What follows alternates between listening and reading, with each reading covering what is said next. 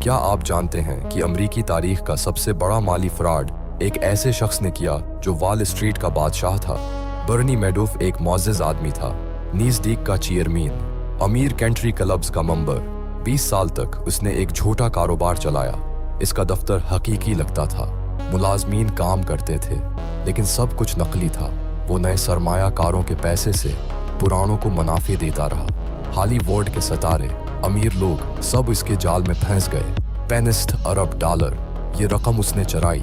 2008 میں مالی بحران آیا، لوگوں نے اپنے پیسے واپس مانگے۔ 7 ارب ڈالر کا مطالبہ۔ میڈوف کے پاس کچھ نہیں تھا۔ اس نے اپنے بیٹوں کو سچ بتایا، انہوں نے FBI کو اطلاع دی۔ اگلے دن گرفتاری، 150 سال جیل کی سزا۔ اس کے بیٹے نے خودکشی کر لی۔ ہزاروں زندگیاں برباد ہو گئیں۔ سب سے بڑا پونزی اسکیم ختم۔